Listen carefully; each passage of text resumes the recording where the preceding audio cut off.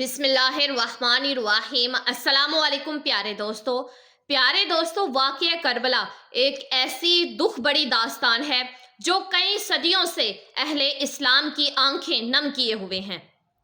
तारीख वाक़या करबला बयान करते हुए ज़ारो कितार रो पड़ती है।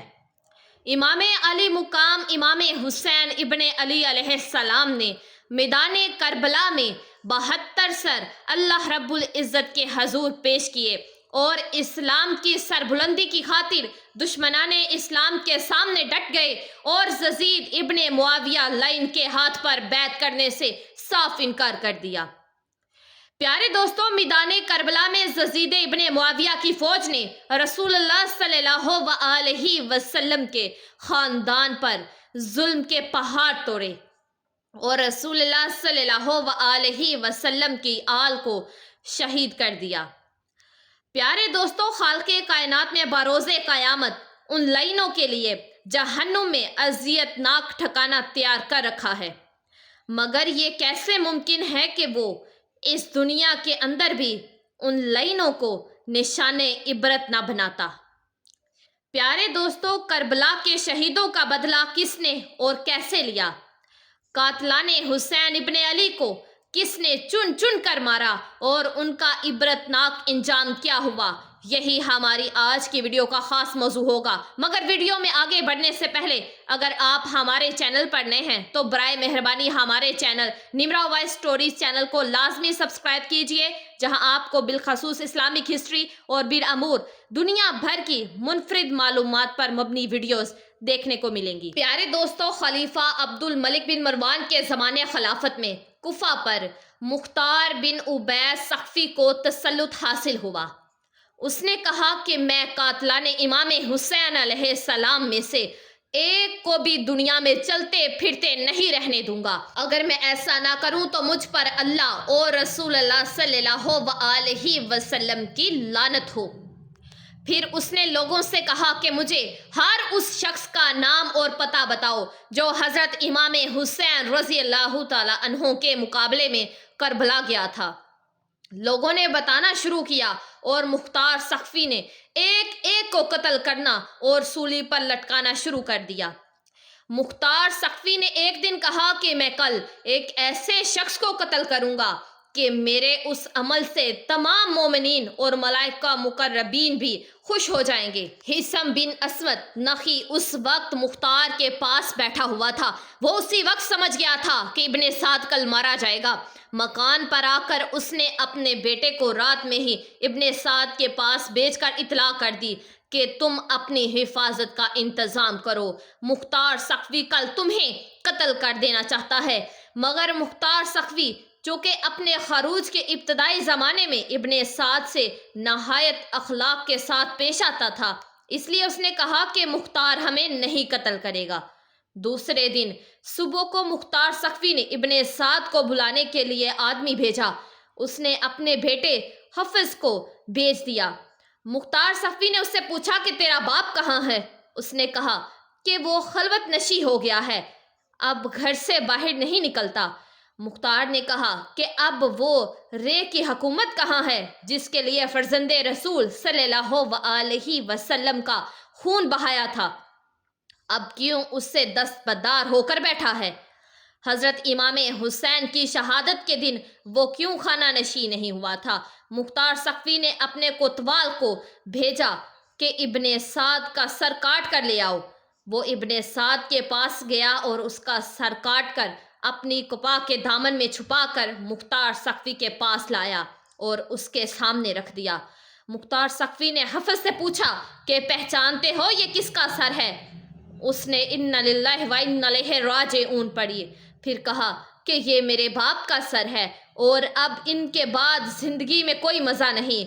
मुख्तार सख्फी ने कहा कि तुम ठीक कहते हो और तुम जिंदा भी नहीं रहोगे। फिर उसे भी उसी वक्त कत्ल करवा दिया और कहा कि बाप का सर इमाम अली मुकाम इमाम हुसैन का बदला है और बेटे का सर इमाम अली अकबर रज़ी अल्लाह तआला अन्हो का बदला। अगरचे वो दोनों इनके बराबर नहीं हो सकते। खुदा की कसम, अगर मैं कुरैश के 3 दस्ते भी कत्ल कर डालूं तब भी वो सब इमाम हुसैन अलैहिस्सलाम की उंगलियों के बराबर भी नहीं हो सकते। फिर मुख्तार सक़फ़ी ने दोनों के सर हज़रत मोहम्मद बिन हनफिया रज़ी अल्लाह तआला अन्हु के पास भेज दिए। प्यारे दोस्तों, खोली बिन यजीद वो बदबख्त इंसान था जिसने इमाम अली मुकाम इमाम हुसैन अलैहिस्सलाम के सर अनवर को जिसमें अक़दस से जुदा किया था। मुख्तार सक़फ़ी ने अपने कोतवाल अबू उमरा को चंद सिपाहियों के हमरा उसकी गिरफ्तारी के लिए भेजा। उन लोगों ने आकर खोली के घर को घेर लिया। जब उस बदबख्त को मालूम हुआ तो वो एक कोठरी में छुप गया और अपनी बीवी से कह दिया कि तुम लाइल्मी जाहिर कर देना। कोतवाल ने उसके घर की तलाशी का हुक्म दिया। उसकी बीवी बाहर निकल आई। उससे पूछा गया कि तुम्हारा शोहर कहाँ है, चूंकि जिस वक्त से खोली बिन यजीद हजरत इमाम हुसैन अलैहिस्सलाम का सर लाया था वो उसकी दुश्मन हो गई थी, इसलिए उसने ज़बान से तो कहा कि मुझे मालूम नहीं कि वो कहाँ है, मगर हाथ के इशारे से उसके छुपने की जगह बता दी। सिपाही उस मुकाम पर पहुंचे तो देखा कि सर पर एक टोकरा रखे हुए जमीन से चिपका हुआ है। उसको गिरफ्तार करके ला रहे थे कि मुख्तार सक़फ़ी कुफा की सैर के लिए निकला। रास्ते में उन लोगों से मिला। उसके हुक्म से खोली बिन यजीद के घर वालों को बुलाकर उनके सामने शहरायाम पर उसको कत्ल किया गया। फिर उसे जलाया गया और जब तक उसकी लाश जलकर राख नहीं हो चुकी मुख्तार खड़ा रहा। प्यारे दोस्तों, तारीख़ तिबरी के मुताबिक मुस्लिम बिन अब्दुल्ला ज़ियाबी का बयान है कि जब हज़रत इमाम हुसैन अलैहिस्सलाम के मुकाबले में करबला जाने वालों को पकड़ पकड़ कर मुख्तार सक़फ़ी कत्ल करने लगा तो हम और शिमर बिन जोशल तेज रफ्तार घोड़ों पर बैठकर कुफा से बाहर निकले। मुख्तार सक़फ़ी के गुलाम ज़रबी ने हमारा पीछा किया। हमने अपने घोड़ों को बहुत तेज तेज से दुराया मगर ज़रबी हमारे करीब आ गया। शिमर ने हमसे कहा कि तुम घोड़े को एड़ देकर हमसे दूर हो जाओ, शायद ये गुलाम मेरी ताक में आ रहा है। हम अपने घोड़े को खूब तेजी से भगाकर शिमर से अलग हो गए। गुलाम ने पहुंचते ही उस पर हमला कर दिया। पहले तो शिमर उसके वार से बचने के लिए घोड़े को काबा देता रहा और जब ज़रबी ने अपने साथियों से दूर होकर हमला करना चाहा तो शिमर ने एक ही वार में उसकी कमर तोड़ दी। जब मुख्तार सफ़ी के सामने ज़रबी लाया गया और उसको वाक़या मालूम हुआ तो उसने कहा कि अगर ये मुझसे मशवरा करता तो मैं कभी इसे शिमर पर हमला करने का हुक्म न देता। ज़रबी को कत्ल करने के बाद शिमर कुल्तानिया गांव में पहुंचा जो दरिया के बिल्कुल किनारे पर वाक़या था। उसने गांव के किसान को बुलाकर बहुत मारा पीटा और उसे मजबूर किया कि मेरा ये खत मुसम बिन जुबैर के पास पहुंचाओ। उस खत पर यह पता लिखा हुआ था, शिमर बिन जोसल की तरफ से अमीर मूसा बिन जुबैर के नाम। किसान उसके खत को लेकर रवाना हुआ। रास्ते में एक बहुत बड़ा गांव आबाद था जहां कोतवाल अबू उमरा चंद सिपाहियों के हमरा जंगी चौकी कायम करने के लिए आया था। ये किसान उस गांव के एक इंसान से मिलकर शिमर ने जो उसके साथ ज्यादती की थी उसको बयान कर रहा था कि एक सिपाही उनके पास से गुजरा। उसने शिमर के खत और उसके पता को देखा। पूछा कि शिमर कहाँ है। उसने बता दिया। मालूम हुआ कि 15 किलोमीटर के फासले पर है। अबू उमरा फौरन अपने सिपाहियों को लिए हुए शिमर की तरफ चल पड़ा। मुस्लिम बिन अब्दुल्ला का बयान है कि रात में शिमर के हमरा था। मैंने उससे कहा कि बेहतर है कि हम लोग इस जगह से रवाना हो जाएं, इसलिए कि हमें यहाँ बहुत खतरा मालूम होता है। उसने कहा कि मैं 3 दिन से पहले यहाँ से नहीं जाऊँगा और तुम्हें कोई खौफ गालबन मुख्तार करदाब की सिपाहियों का है, तुम उससे मरूब हो गए। हम जहाँ ठहरे थे वहाँ रीछ बहुत ज़्यादा थे। अभी ज़्यादा रात नहीं गुजरी थी और मुझे बराबर नींद नहीं आई थी कि घोड़ों के टापों की आवाज़ सुनाई दी। मैंने अपने दिल में कहा कि शायद रीछ होंगे, मगर जब आवाज़ और तेज़ हो गई तो मैं उठकर बैठ गया। अपनी आंखों को मलने लगा और कहा कि ये रीछों की आवाज़ हरगिज़ नहीं हो सकती। اتنے میں انہوں نے پہنچ کر تکبیر کہی اور ہماری جھونپڑیوں کو گھیرے میں لے لیا۔ ہم اپنے گھوڑے وہیں چھوڑ کر پیدل ہی بھاگ گئے۔ وہ لوگ شمر پر ٹوٹ پڑے جو پرانی چادر اوڑھے ہوا تھا اور اس کے برس کی سفیدی چادر کے اوپر سے نظر آ رہی تھی۔ وہ کپڑے اور زرہ وغیرہ بھی نہیں پہن سکا، اسی چادر کو اوڑھے ہوئے نیزے سے ان کا مقابلہ کرنے لگا۔ ابھی ہم تھوڑی ہی دور گئے تھے، تکبیر کی آواز کے بعد ہم نے سنا کہ اللہ نے خبیث کا خاتمہ کر دیا، اور پھر ان لوگوں نے اس کے سر کو کاٹ کر لاش کو کتوں کے لیے پھینک دیا۔ پیارے دوستو، صاحب تاریخ طبری لکھتے ہیں کہ عبداللہ بن دیاس، جس نے محمد بن عمار بن یاسر کو قتل کیا تھا، اس نے امام علی مقام امام حسین علیہ السلام کے قاتلان میں سے مختار سقفی کو چند آدمیوں کے نام بتا دیے، جن میں عبداللہ بن اسید جہنی اور مالک بن عزیر بدی اور حمل بن مالک محادی بھی تھے، اور وہ سب اس زمانے میں قادسیہ میں رہتے تھے۔ مختار سقفی نے اپنے سرداروں میں سے ایک سردار مالک بن عمرہ نہدی کو ان کی گرفتاری کے لیے چند سپاہیوں کے ہمراہ بھیج دیا۔ اس نے جا کر ان سب کو گرفتار کر لیا اور عشاء کے وقت لے جا کر مختار کے پاس پہنچا۔ مختار نے ان لوگوں سے کہا کہ اے اللہ رسول اور آل رسول کے دشمنوں، حسین ابن علی کہاں ہے؟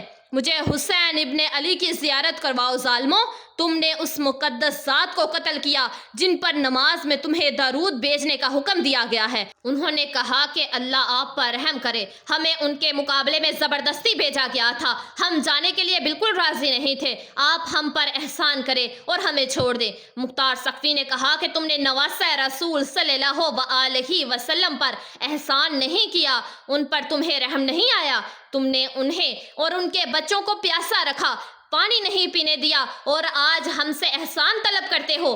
پھر بدی سے کہا کہ تم نے حضرت امام حسین علیہ السلام کی ٹوپی اتاری تھی۔ عبداللہ بن کامل نے کہا کہ جی ہاں، یہی وہ شخص ہے جس نے ان کی ٹوپی اتاری تھی۔ مختار سقفی نے حکم دیا کہ دونوں ہاتھ پاؤں کاٹ کر اس کو چھوڑ دیا جائے تاکہ اسی طرح تڑپ تڑپ کر یہ مر جائے۔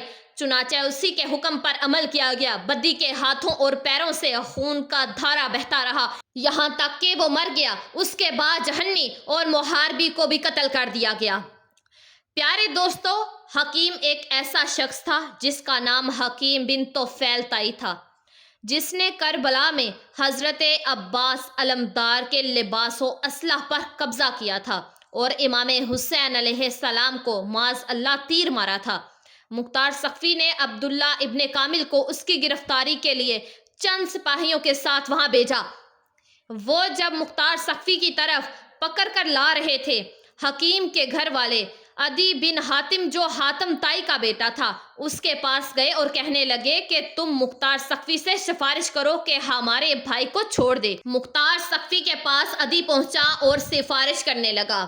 وہ عدی کے ساتھ عزت سے پیش آیا اور اسے پاس بٹھایا۔ عدی نے اپنے آنے کی غرض بیان کی۔ مختار نے کہا کہ اے ابو ظریف، کیا آپ قاتلان حسین کے لیے بھی سفارش کرتے ہیں؟ انہوں نے کہا کہ حکیم پر جھوٹا الزام ہے۔ مختار نے کہا تو اچھا، ہم اسے چھوڑ دیں گے۔ سپاہیوں کو راستے میں معلوم ہوا کہ عدی مختار سقفی کے پاس حکیم کی سفارش لے کر آیا ہے۔ ان کو لگا کہ اگر حکیم کی سفارش مختار سقفی نے قبول کر لی تو وہ حکیم کو چھوڑ دے گا، اس لیے ان سپاہیوں نے راستے میں ہی حکیم کو قتل کر دیا اور یوں اسے نشان عبرت بنایا کہ اسے ایک کمرے میں بند کیا گیا اور کہا کہ تو نے حضرت عباس ابن علی کے کپڑے اتارے تھے، ہم تیری زندگی میں تیرے لباس اتارتے ہیں۔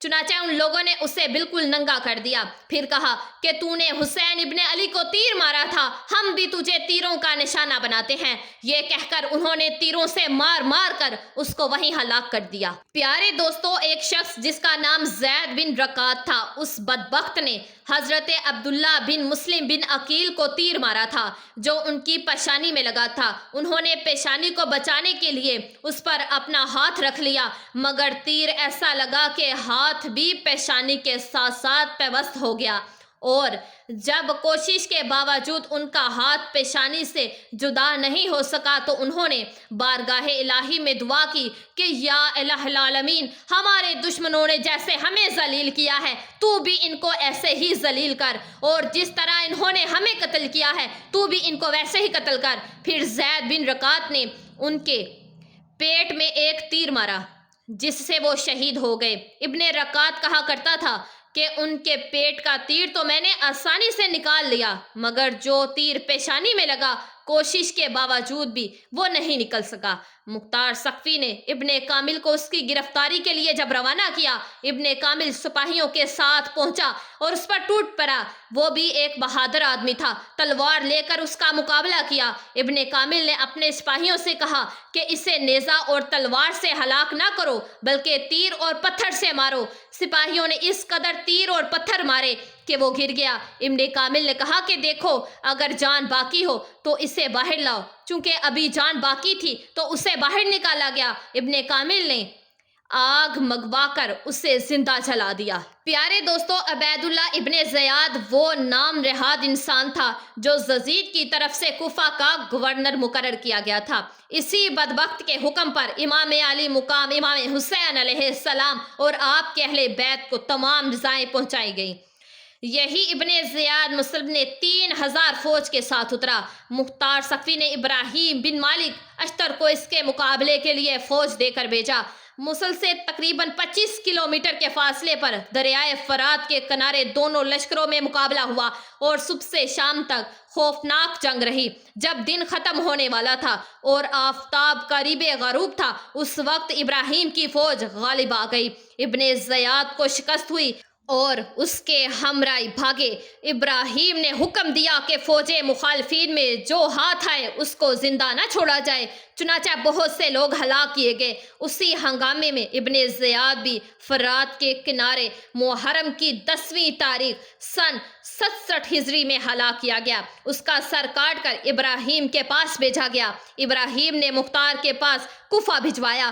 مختار نے دارالامارات کوفہ کو آراستہ کیا اور اہل کوفہ کو جمع کر کے ابن زیاد کا سر ناپاک اسی جگہ رکھوایا جس جگہ اس مغرور حکومت اور اس مغرور شخص نے حضرت امام حسین علیہ السلام کا سر انور رکھا تھا۔ مختار نے اہل کوفہ کو خطاب کر کے کہا کہ اے اہل کوفہ، دیکھ لو، امام حسین علیہ السلام کے خون ناحق نے ابن زیاد کو نہ چھوڑا۔ آج اس نامراد کا سر اس ذلت و رسوائی کے ساتھ یہاں رکھا ہوا ہے۔ 6 سال ہوئے ہیں، وہی تاریخ ہے، وہی جگہ ہے۔ خداوند عالم نے اس مغرور فرعون کو ایسی ذلت اور رسوائی کے ساتھ ہلاک کیا۔ اسی کوفہ اور اسی دارالامارات میں اس بے دین کی قتل اور ہلاک پر جشن منایا جا رہا ہے۔ پیارے دوستو، قاتلان امام حسین علیہ السلام پر طرح طرح کے عذاب نازل ہوئے۔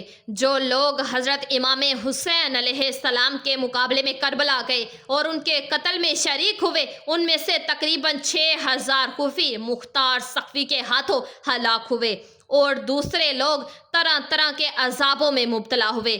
علماء اکرام فرماتے ہیں کہ ان میں سے کوئی بھی نہیں بچا جس نے آخرت کے عذاب سے پہلے اس دنیا میں سزا نہ پائی ہو۔ ان میں سے کچھ تو بری طرح قتل کیے گئے، کچھ اندھے اور کچھ کورے ہوئے، اور کچھ لوگ سخت قسم کی آفتوں میں مبتلا ہو کر ہلاک ہوئے۔ پیارے دوستو، میں امید کرتی ہوں کہ ہماری یہ ویڈیو آپ لوگوں کو ضرور پسند آئے گی۔ اس کو آگے شیئر لازمی کیجیے گا، اور اگر آپ نمرا وائس سٹوریز چینل پر نئے ہیں تو پلیز چینل کو لازمی سبسکرائب کر دیجیے گا، ویڈیو کو لائک کر دیجیے گا اور بیل آئیکن کے بٹن کو پریس کر دیجیے گا۔ دعاؤں میں ہمیں یاد رکھیے گا اور اپنا ڈھیر سارا خیال رکھیے گا۔ جزاک اللہ۔